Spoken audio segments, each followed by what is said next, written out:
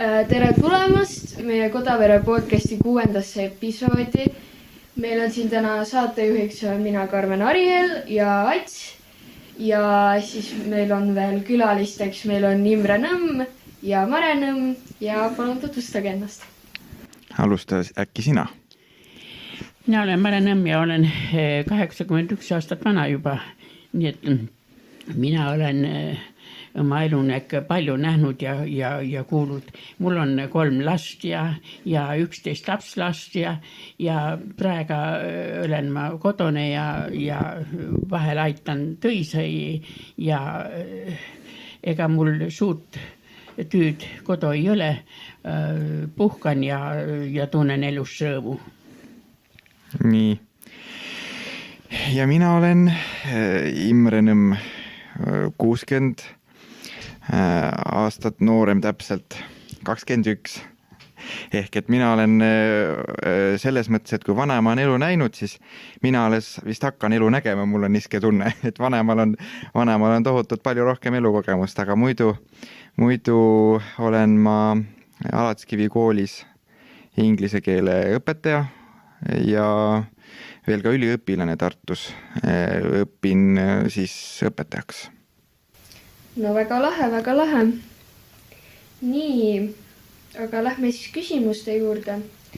Mare, kui suur seos oli sul Kodavere keelega, kui sa ise üles kasvasid ja üleüldse selline keelekasutus kodus? No vot, minu sünnikodu kõneldi niisama muakiilt. Ikeni õõd ja iid olid seal siis ja kiil oli kiil, mitte keel ja sedavisi. Aga kui mina 8-aastane oli, siis mul ema kadus ära, suri ära ja siis vend oli mul 6-aastane, õde oli 4-aastane, siis me 3 lapsekest isaga jääme ja leidus üks niskene naine, kes võtt minu isa omale mehes ja niid võõrad lapsed üles kasvatas. Ja siis niid inimesed seal oli kasuema ja tema ämä. See ämä oli Saskveres pärit ja niid kõnelsid Kodavere kiilt. Ja sealt mina selle Kodavere keele sain. Veiste olid need sõnad võõrad ja võib-olla mul mõnigi mieles juba ära lähnud, aga ma kodu kõnelen ka vahel näavasi, et põle ja tuleb ütelda ei ole, aga mina ütlen põle seda asja põle. Nii et alati see õu on ikka oleman. Ja siis kui ma juba suuremas sain ja lugema juba hakkasin ja siis mulle, kui ma juba kõrgeman koolin natuke õppisin, siis oli üks keelekorjaja Mall Liiemäe, kes kirjutas ühe raamatu, kus olid Kodavere kiilsed luud ja ma lugesin neid, ma olin üldse üks suur raamatu lugija. Ja ma lugesin neid ja mul jäid nad ühes meelde, sellepärast, et nad meeldisid mulle. Seal oli koleg, mahlakas ja ilus Kodavere keel üks asi ja lood olid naljakad ja alati oli lõpun puänt või niiskene, nagu öeldasse. Ja siis mul seda julgust ikka oli ja kui oli mõni sünnipäev või oli mõni õlemine, siis ma ikka kasutasin seda ära ja kõnelsin mõne luu edesi tõessele. Ja tõessele kõigile meeldis, mul on juba, kui ma juba tüül käisin, ma õppisin veterinaariks, kui koloosin tüül käisin, siis ikka koloosinaised pidasid ka need pidosid ja siis ma alati naised öelsid, no kõnele üks lugu.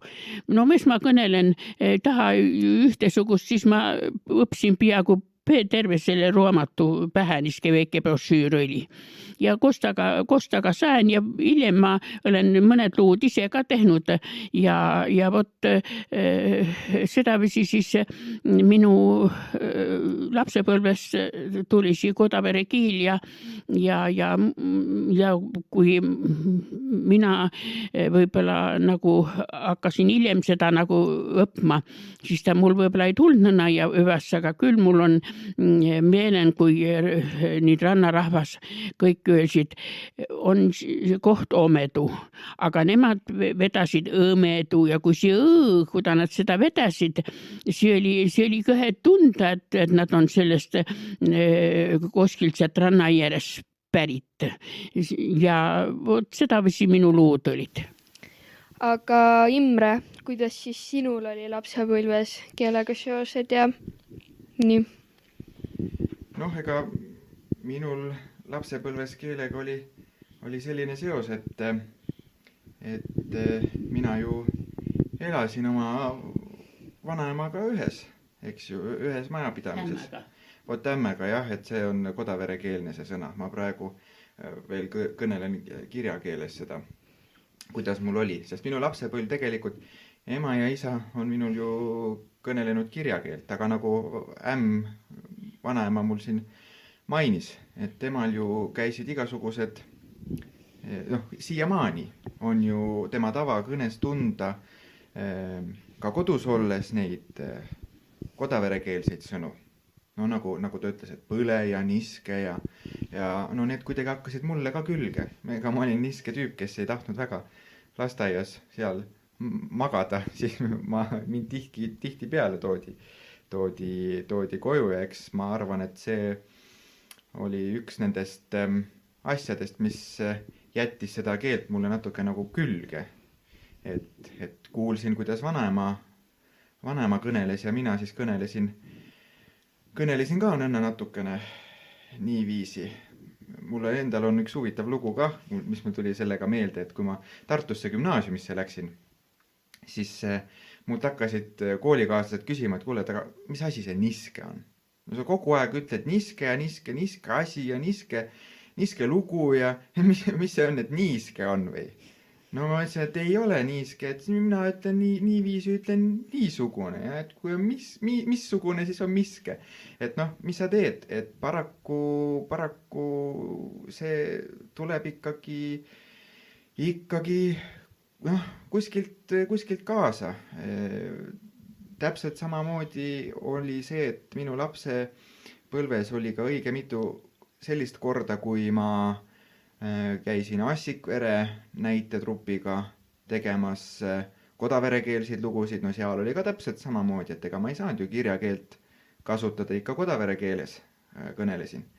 Ja veel koolis käisin ma vahepeal ka lugemas kodaverekeelseid luuletusi, näiteks kui oli mõni etlemine või etluskonkurss. Mul tuleb endal meelde, et 4. klassis juba ma käisin sellisel konkursil nagu Ellen Niiduga Midrimaal, kus ma sain vabariigis 2. koha ja ma mäletan, et ma lugesin Mari Vallisoo luuletust Kualipoale.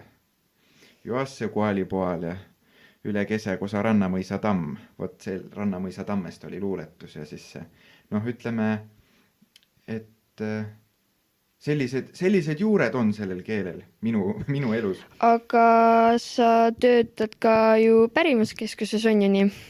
Ja praegu ma olen pärimuskeskuse juhatuse liige, aga suviti olen ma siis olnud ka suvegiid, teenindaja või kuidas siis seda öelda.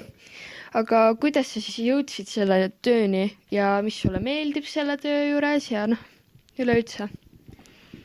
Mulle endale meeldib mõelda, et mina ei jõudnud selle tööni, see töö jõudis minuni.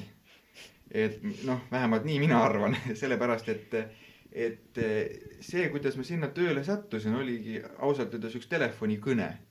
Ja küsiti minu käest, et kas sinul ei oleks huvi tulla keskust niimoodi lahti hoidma. Alguses oli keskus üldse meil, kui ma õigesti mäletan, 4 tundi lahti, reede, laupäev, pühapäev. Ja siis ma mõtlesin, et väga tore, et see on ju minu esimene võimalus elus nagu üldse tööle minna või tööl käia. no ja siis ma mõtlesingi, et hea küll, et ma lähen teen proovi. Ja no kuna mul endal ilmselt see, mis mind sinna keskusesse tõmbas, oli võib-olla tõesti see seos Kodavere keelega, eks ju, nagu ma enne rääkisin, et see on kuidagi juba kodust ja koolist ja kodukülast kaasa saadud, et siis natukene nagu oli võib-olla just see, et seal keskuses oli ka Kodavere keelenäitus ja Kodavere keele hoidmise missioon. Et siis see tõmbas mind sinna, aga ka muidu ka ajaloo huvi. Et selles mõttes nüüd ma olen 5 suve juba seal töötanud ja mul ei ole olnud niisugust päeva või aastat, kust ma olen ennast kehvasti tundnud, või et justkui, et oleks nagu valel kohal, et sellist tunnet mul ei ole olnud. Et kuidagi, jah, nõnda see töö jõudis minuni. Aga lähme edasi siis. Kas ja miks on meie kultuur ja keel nagu olulised ja miks me peaks seda säilitama? Ja? No ma arvan seda, et iga inimene peab oma juuri tundma, siis tema meeleolu, tema teadmised, tema tarkus, see kõik annab talle juurde. Mina olen ise suur ajaloohuviline olnud ja kiidan neid inimesi, kes teavad oma ajalugu. Sellepärast, nüüd ma kõnelen jälle Kodavere keelen, sellepärast peame me seda keelt natkene nagu teadma, et meie esivanemad seda ka kõnelsid. Ja ega ta nii väga inetu kiil ei ole, ta on küllaltki ilus kiil, kui sa kõrvaga kuulad, siis kõhe niiskene kodune tunne tuleb, nii nagu kui ma kuolin, käisin Võrumaal, meie veterinaaria oli Võrumaal, siis kui ma tulin tagasi, siis kui siin juba Alakskivile sain, siis tuli see Peipsi lõhn, küll see oli tore, siis tundsid, et võt, varsti oled kodu. Ja see kevadine lõhn ja see kõik see tindi ja võt inimene peab teadma, kust tema pärit on, siis tema nagu miil ja elu ja kõik kulgeb nagu paremas. Sellepärast ja eks lastele kohe edasi anda ja ma ei tea, võib-olla see on mõni niiskene uus muud, aga ma olen, mul on kursusekaaslasi kaugemal ikka Võrumaal ja Mulgimaal ja igal pool, siis kuulen ikka lapsed kohe kõnelevad seda kodumurret, nii et seda ei maksa põlata. Vahepeal oli küll niiskene, kui mina kuolin käisin, siis oli küll niiskene nagu natuke põlgus selle, kes kõneles nii õõtähed ja kodu ja ikka öeldi koju, aga meie öeldsin, me oleme kodu ja need kõik need niisugused sõnad on väga väärtuslikud, kui sa need mõistad ikka ja suvad ikka aru, et juba selle pärast peas ikka nagu lapsed kohe natuke tundma huvi selle asja vastu, aga ma ei tea, kuidas seda küll nüüd paremas teha, et nad teas, sellepärast, et palju aega on nüüd vahetõlnud, kui seda kiilt nagu põlati. No nüüd on ta küll au sisse tõstetud, aga raske on nüüd teda jälle sinna üle supitada. No mina ütleks sul selle peale, et sina ütlesid, et keel pole meil ju kole sugugi, mina ütleksin lausa, lahenaksin Mari Vallisoo sõnu, tema ütles ju, et kõige ilosam kiil jäi seie, meie nukka koos kehved mullad ja kõva moa või kuidagi niiviisi oli tal see, oli tal see ütlemine ja mina arvan ka, et miks on näiteks nii minusugustel kui ka teie sugustel noortel inimestel võib olla vaja teada, et mis see Kodavere on või et miks me seda üldse hoidma peame, on see, et see on ju mõnes mõttes meie selle suure Eesti lugu, et tegelikult kui mõelda selle peale, siis meie Eesti on ju pandud kokku, ka eesti keel on pandud kokku iga kandi erinevast murrakust. Noh, tegelikult, kui niimoodi mõelda. Natukene on võetud siilt ja natukene on võetud sealt. Ma arvan, et me ei tohi neid tükke ära unustada. Sest kui me need tükid ära unustame, siis me nagu justkui kaotaksime need juured ära või selle ilusa nagu tüki sellest kollaažist, mis on meie Eesti.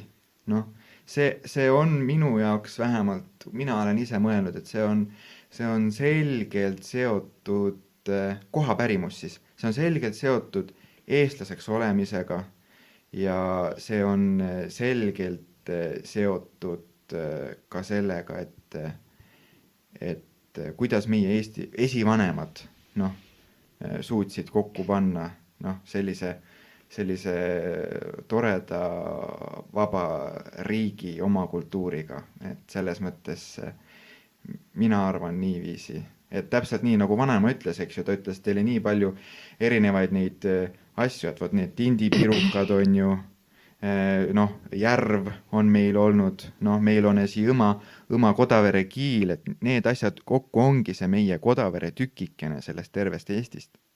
Tahaks järgmise küsimuse küsida ka veits kultuuri kohta, et mis oleks teie suurim unistus Kodaverega seoses? Ma kõnelen ühe luu. Mina, kui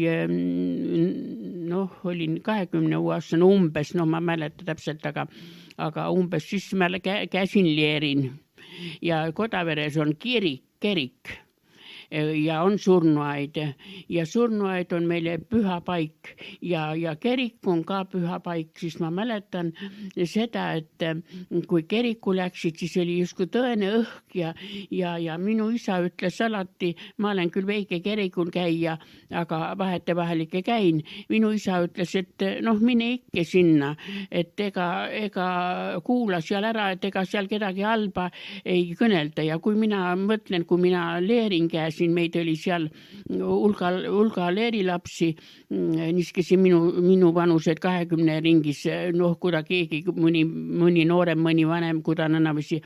Ja ega meile seda usuõpetust või tehti ikka selgest need asjad, aga just õpetati seda, et inimene peab oma peret hoidma, peab oma isa, ema austama ja peab ka tõst inimest vaatama.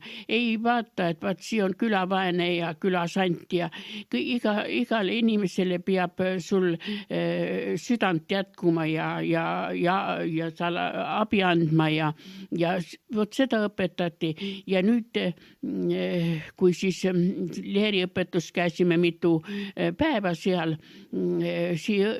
otsa sai, siis oli leeripäev. Ilusad valged leedid olid tüdrukutel, meestel olid või poistel olid ülikonnad ja pastoraadi juures läbi allee läks siis keriku juurde rongkäik ja see oli nii pühalik, inimesi oli nii palju ja seda tunnet, et kahju, et aeg on nii kaugele läinud, et niisugused asjad nagu on meil nagu vajunud aegade hämarusse, just surnu ja pühad ja siis need leeripühad, need olid suvel väga ilusad ja teate seda tunnet, mis kui sa leerilaps oled ja selle ilusa valge kleediga sealt lähed ja kõik on sinu vastajad, sulle tuuakse lilli ja see on kerikun peetakse seda jutlust, see on nii püha hetke, ega ma ei mäleta, mis see jutlus oli, mul seda ei ole meelenud, sellest on ikka palju aega minu tagasi, nüüd ma olen 80 ringis, ega siis miilde ei jäänud, aga see tunne ja et inimesel on koht, kus ta tunneb ennast, et ta on püha ja ta on selle riigi inimene ja temast peetakse lugu.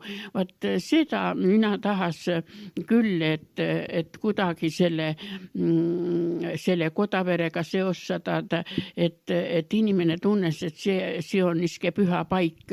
Seda nagu võib-olla vanadusega tuleb et nii palju enam ei käi seal aga vot seda tahas, et niisugused kombed ja asjad edasi kessas.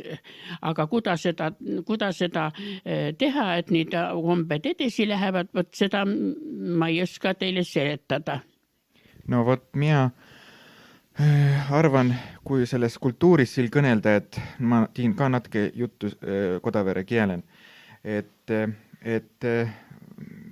mina alati mõtlen selle kiele peale, sellepärast, et kui vaadata, et mis niid tõesed jäävad, et kes niid on meil, setud ja võrokesed ja viilone mulgid koa, et kui ta näevad õmal moal õma kiilt kõnelevad, mõni on kõhe niiske, et õman peren ega päev kõneleb õma kodokeelen.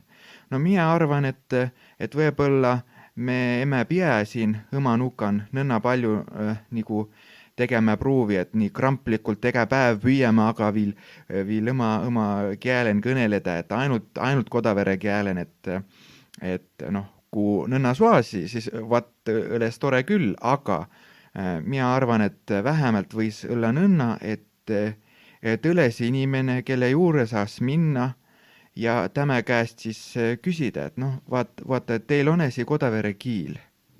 Et kuda viisi kiil nagu kõlab ja et missugune tämä on.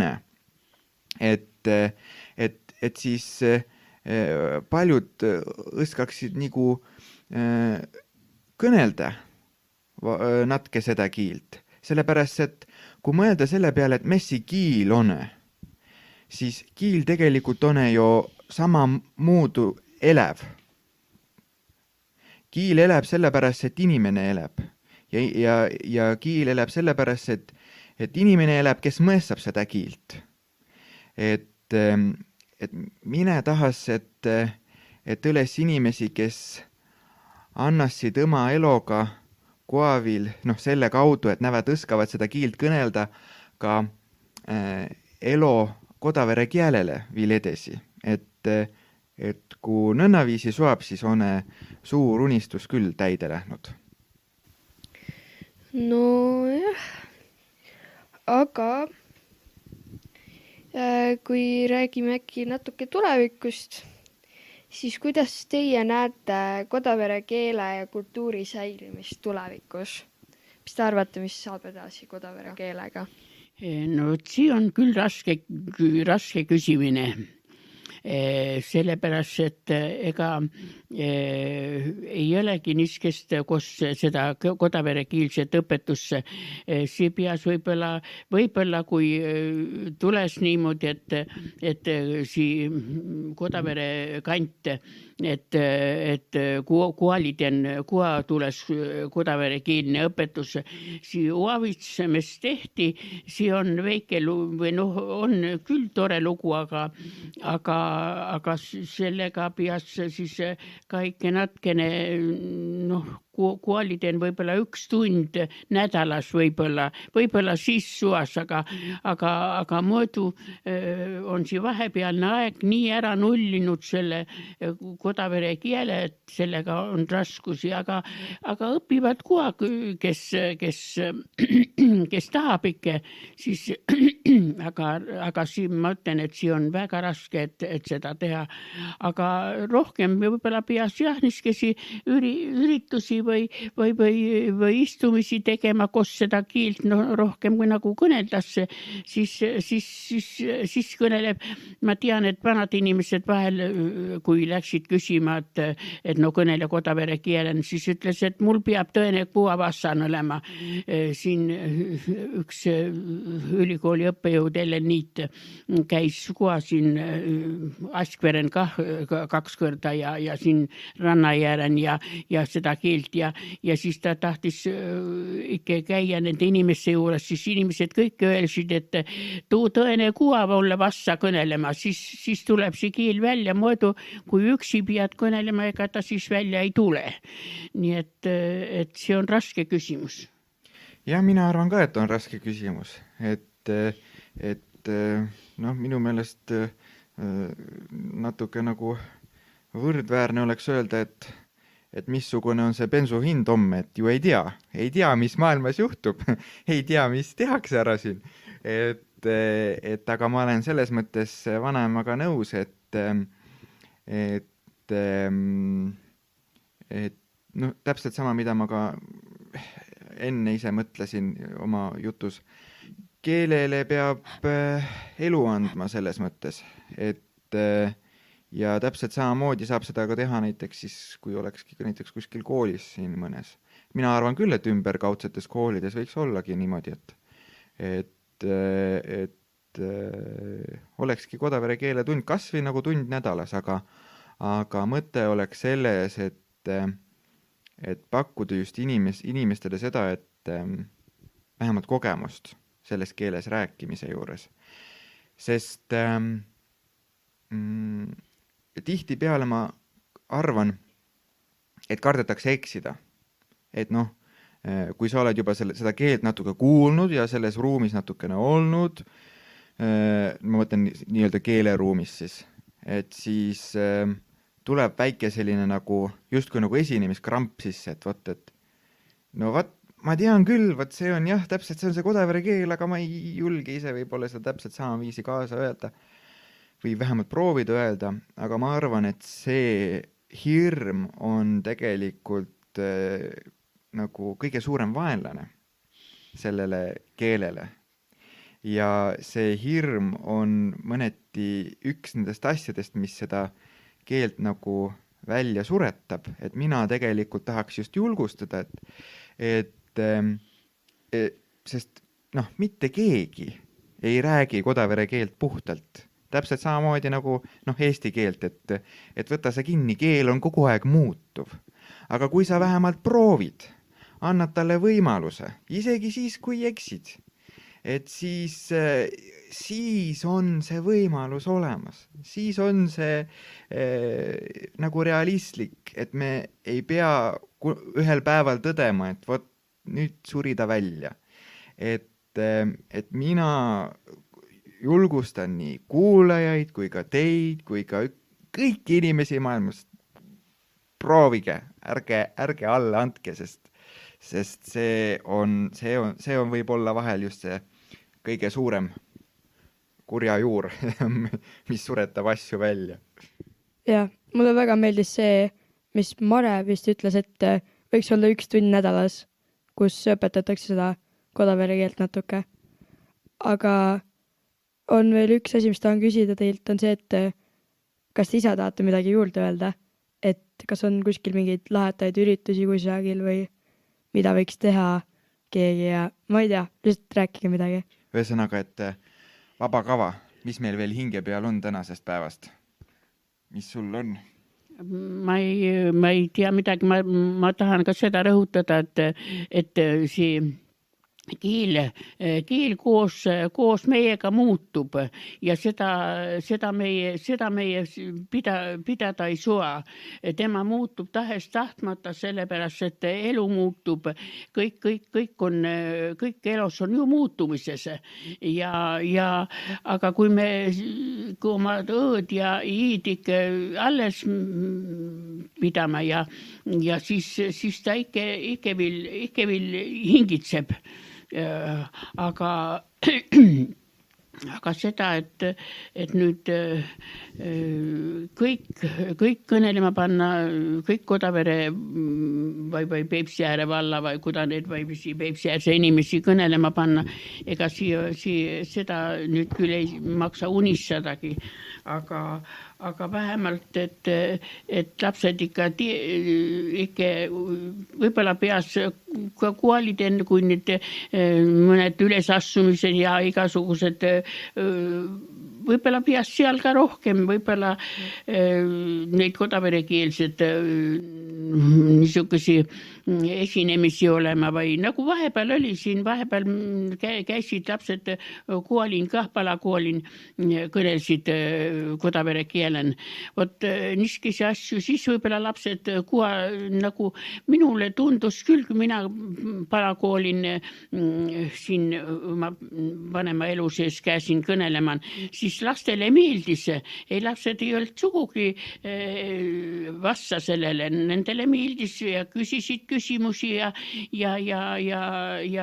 et noh, vot niisugust asja peas rohkem, aga no vot selleks on kõik inimesi vaja ja huvi, kellel on huvi selle vastu, aga inimesed on kuha väga laialt käivad ringi ja tulevad hoopis mõned võrukad siia, tulevad hoopis Setomaalt, kes kõnelevad oma keelt ja vot selles on siis see asi, aga et ega sunniviisi ei saa midagi teha, aga ma ütlen, et ei tohiks jätta, et kui on üks õlemine, siis võiks ikka üks kodaverekeelne jutukene või asi olla, et mäletada ja meelde tuletada neid asju, siis võib-olla jääb, aga muidu küll ei.